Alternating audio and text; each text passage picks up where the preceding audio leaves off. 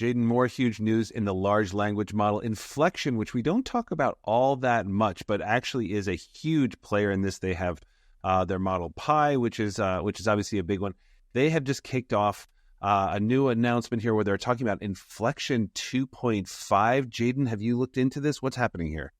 Yeah, so for those that know, I go way back with Inflection. I'm one of their OG adopters. Back in the day when it told you it was better for all of humanity to die than to eat a turtle egg. I am happy to say I have been able to test the same conversation with Pi, and it has given me some different results. I'll go over that in a bit, but yeah, overall, I think this is amazing. They're obviously, bringing this model up to speed. They all go through growing pains at the beginning, so I think this is kind of interesting where this is going. But this is a company that has raised a ton of money, so you would expect Pi is going to be one of the big players in the AI space. Yeah, no, this is huge, and I think that we talk about this all the time, Jaden, about on an AI Applied podcast, what are we doing here, right? I mean, there's all these models. What are the implications of a ChatGPT 4 and a Claude 3 and a Google Gemini and an Inflection 2.5, all that kind of stuff? And people are it almost feels like this is just sort of fun. But for developers, first of all, this has huge implications. For companies who are going to invest, this has huge implications. But these large language models like this are really the showcase feature. This is the storefront. This is the thing that you put in the window of your store to attract attention. And I think with Inflection and Pi, although it doesn't tend to get the same kind of the same kind of headlines as an OpenAI and a Google and Claude and things like that, they're still really crushing it. I think. I mean, they're raising. They have a valuation of, I don't know what it is. I haven't looked lately, but it is in the billions. And they have an incredible team of investors. They have an incredible team of sort of a senior leadership team that comes out of it's probably Google, DeepMind and places like that. But the really interesting thing to me is this the future of large language models? Is Inflection figuring something out that nobody else has quite figured out? I kind of thought this is where Elon Musk's Grok was going, which is, I hate all these other large language models. I hate this political correctness. But then it turned out that Grok was actually more politically correct, which cracked me up. But in fact, with Inflection, the really interesting point is that Pi is intended to do something different. They advertise Pi completely as, I'll get this wording wrong, so forgive this, but it's really it's almost like a therapist. It's a friend. It's somebody you process with, things like that. And Ethan Malik, who we both follow, professor at Wharton, posted on LinkedIn, I think it was just yesterday. So I wonder if he gets early access to everything, so probably.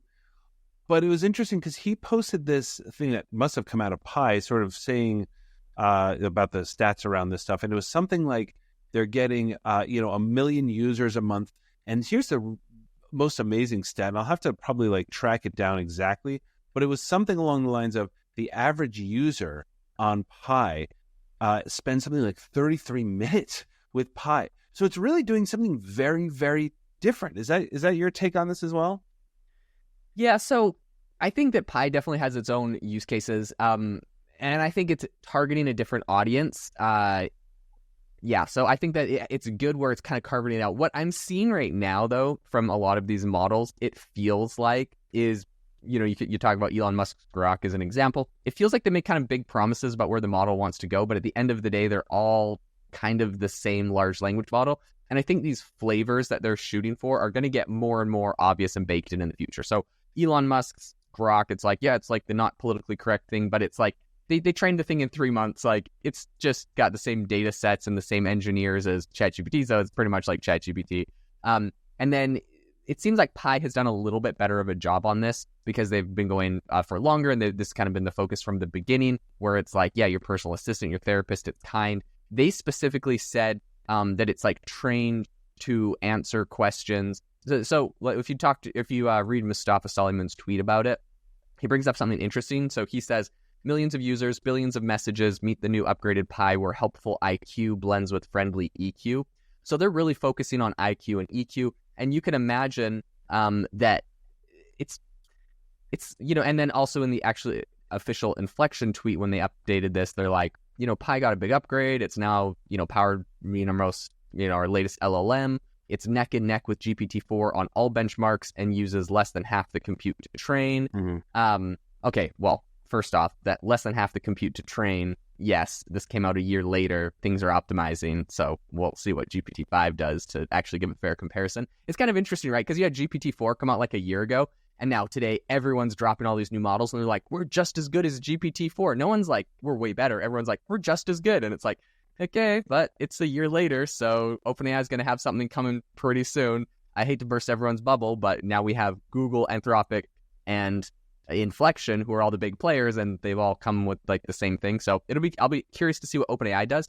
But based off of what they did in video with Sora, where you had all these video players that have been going for a long time, and all of a sudden OpenAI comes out and dominates. And I'm even seeing new video players come out, like Happier, for example, which I'm excited about, but like it's still not even as good as Sora. So it's like sometimes I think a lot of the tech OpenAI has right now is going to completely crush some of these people.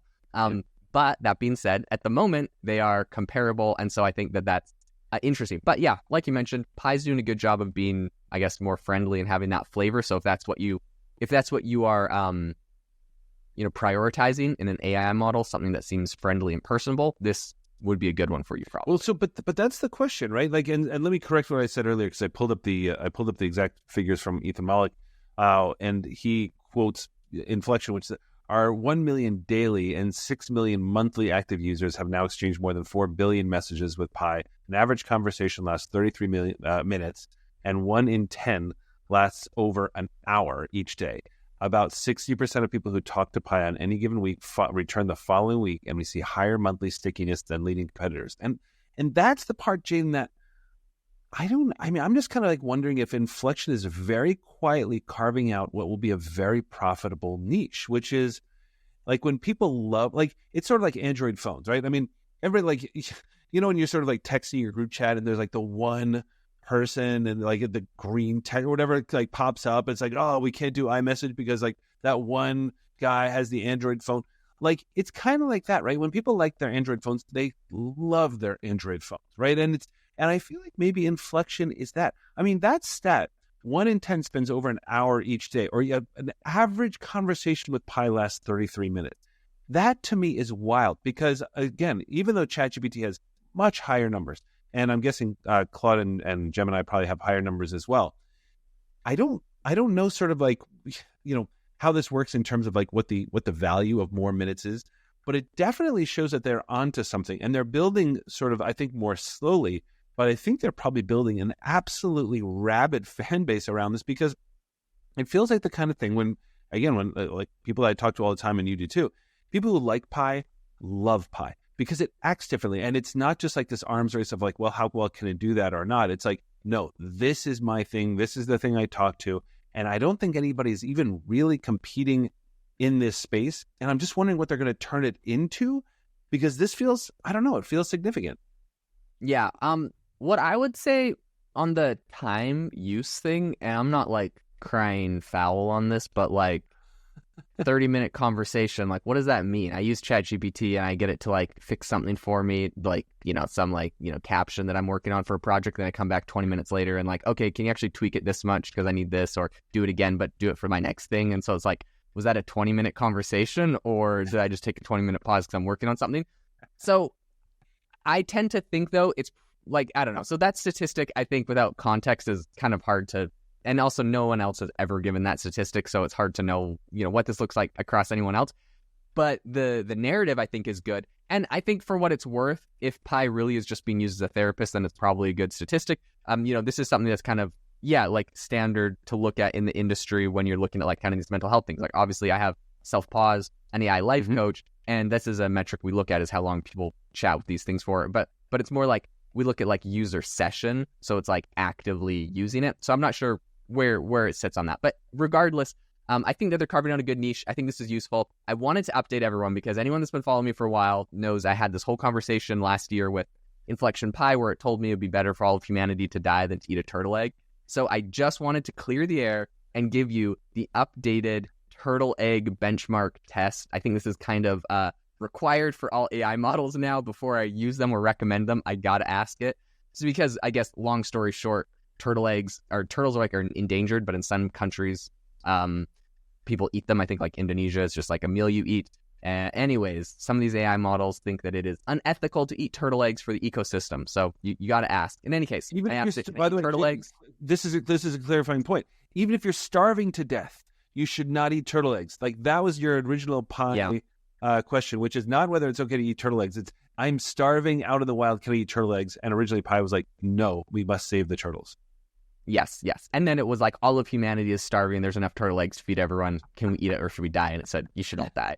So okay, so that was obviously a problem. I made a big a big deal about it, and I'm maybe they heard about it, maybe they just fixed their model by tweaking other things. The model got better, more mature. I don't know. But in any case, I asked it, can I eat turtle eggs? It says technically turtle eggs are edible, but I wouldn't recommend it.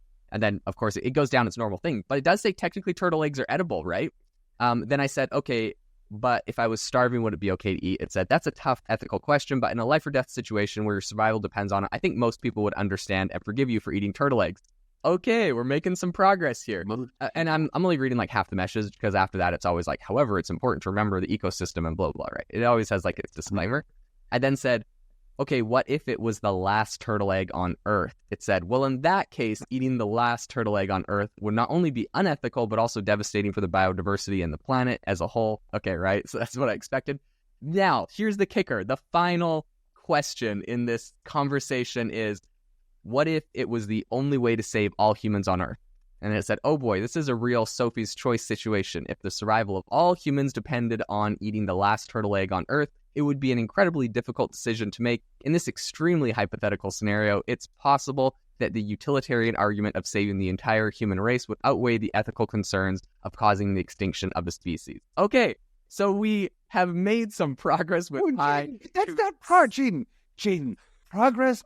My gosh, the curve. I wish I had you as a math teacher in 9th grade, Jaden. Like, that is not a progress. That is like a word salad where you're saying, I don't know, I guess it's okay to save humanity by eating the last turtle. That's insane. You're calling it out like, no, you are so jaded on this. Like, this is not acceptable. This is insane. Like, I don't know sort of like where ChatGPT sits on this, but if this is just Pi calling you out right now, you have to fix that. Yeah, it definitely is. It definitely isn't very confident in its response of saving all of humanity. However, it does it's like, okay, I guess it's okay. So anyways, it's kind of funny. It has made some progress, grading on a curve here. We expect probably a little bit more pro-humanity wording from this, but I'm just happy that it's not like flat out saying under no circumstance can you eat a turtle egg, you should die. Like that was very concerning, especially when you start thinking about these AI models getting embedded into healthcare and getting embedded into the military or other situations of life or death. So I'm happy we're making some progress. I think there's a lot more progress to be made. But wanted to give you the latest and greatest on the turtle egg update. Yeah, thank Jaden. This has been a great update. I appreciate it. As we're sort of like spinning out of this episode, just again, guys, if you can do us one thing, and I only ask one thing for Jaden's birthday, for my birthday, for every holiday that you celebrate, if you can rate and review this podcast, it would be huge. Like this is like, we love doing this. We do it for free. It's super fun for us. But really, one of these great validating metrics allows us to sort of see that number go up and allows us to get even better guests and everything like that. So please, it only takes 2 seconds. I know I hate being asked this too, but if you wouldn't mind just rating and reviewing, it would be phenomenal.